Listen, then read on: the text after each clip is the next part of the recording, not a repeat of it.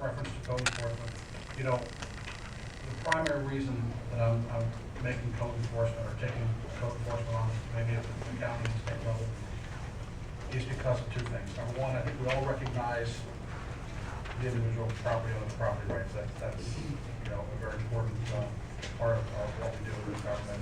We also recognize everybody's right to due process. And I think the Florida statute 162 addresses both of those. The problem is, at the end of that process, there are absolutely, at the end of the day, there's no teeth at the end of that process to compel a property owner to actually comply with property.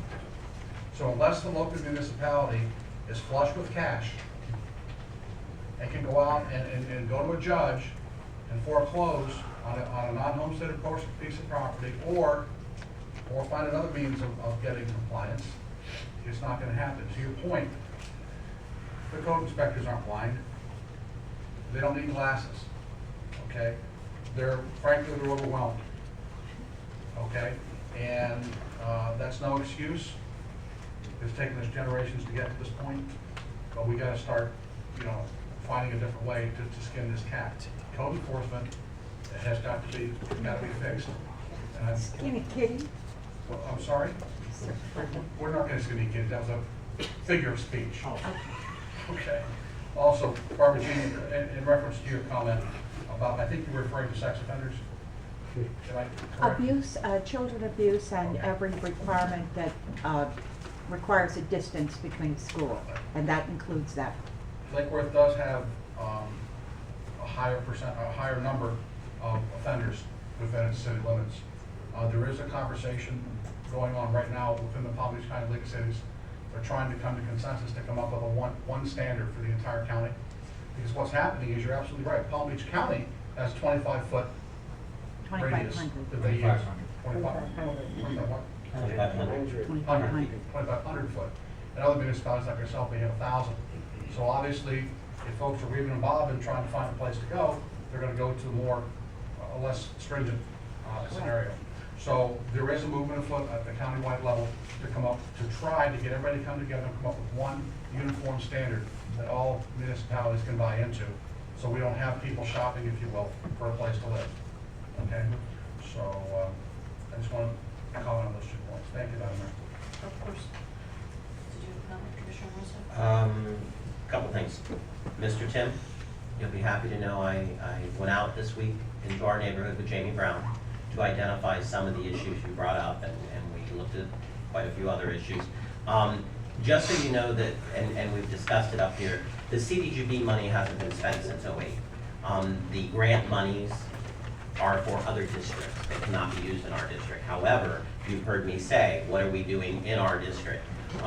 We identified some overlay issues, also quite a few different things that are unique to our neighborhood. Each neighborhood's different in their needs, so we drove around for a couple hours and identified those issues. So Jamie's going to put a report together and bring it back, and we're going to look at it and see exactly what's needed, what kind of costs we're looking at, what's our priorities. So we are working on that. Also, along some of the same lines, Barbara Jean, as far as signage, you've heard me say, you know, people should pick up after themselves. We don't need signage. However, I did go out with staff this week because we're looking at some of the DOT issues, and one of the big issues were signs. We've lost over the years a lot of different signs during the hurricanes and things that weren't replaced. So we're looking at those signage and quite a few other signage. So we are moving forward with that. It's going to take a little time. It's not something that will go up tomorrow, but we did walk the entire city from A Street all the way up. Thank you. You are.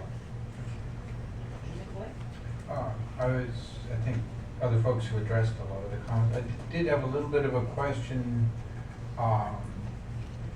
perhaps a question for Jamie on, you know, we had a rather large contract to drive some pretty high-tech vehicles around and drive all the roads and come up with ratings and so on. Do the ratings on the portion of North Palmway that Mr. Tim mentions kind of corroborate with what you see if you wander out there as a casual observer? Yeah, and keep in mind the $63 million, that was just for the roads with that pavement condition index of 55 and below.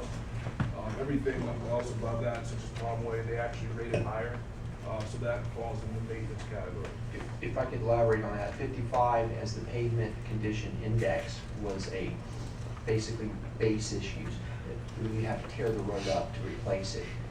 Above that rating, which these roads may have fallen in some of those rating categories, it was more of the overlays or milling and replacing, but not complete tear up. So I don't know that the road that Mr. Kim was talking about was a tear up category road based on the assessment. It was So, not. so if I, just to make sure I understand this, the contract that we did with the pretty high-tech way of rating the roads, Right. when we used that data, we were looking at the stuff that was real bad, below 55. Correct. And that, the price ticket for that is on the order of 63 million to do those. 63 million is all the infrastructure, including water, sewer, and drainage. Water, sewer, It was a 29 million for just roads and sidewalks. Okay. Of those roads that fell into the projects, when you pushed it all together.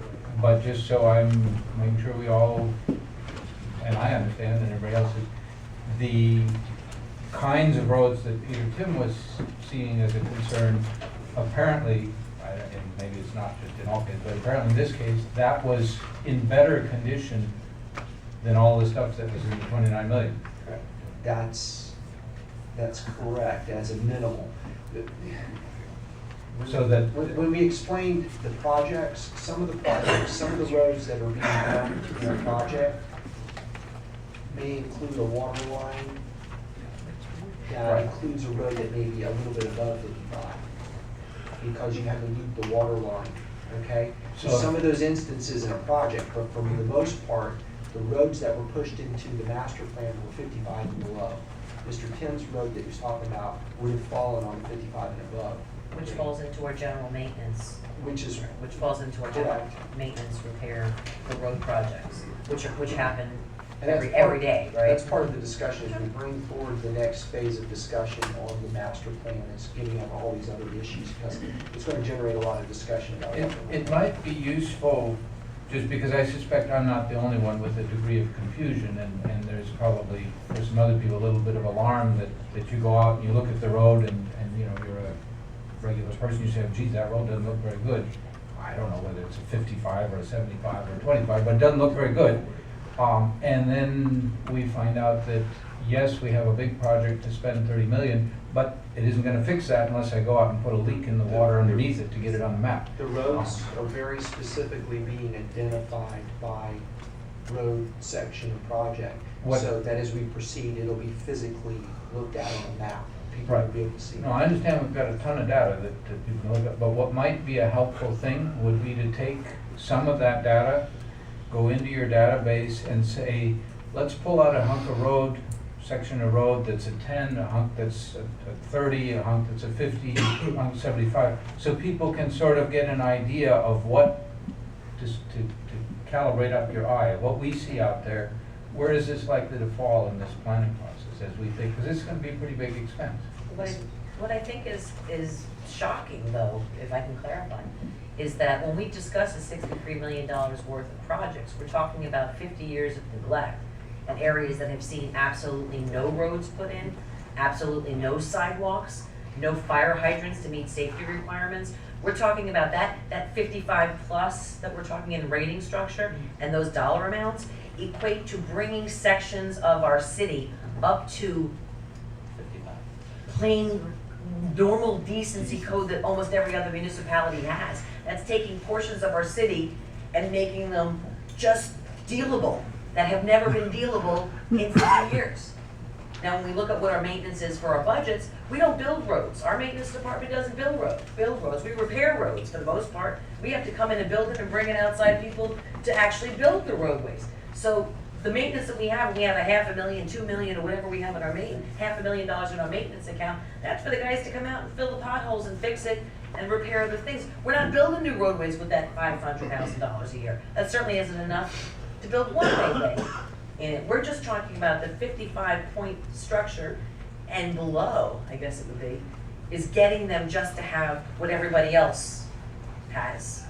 And I think to answer your question, Commissioner, It will- Does that make it clear? We can give you a picture of a typical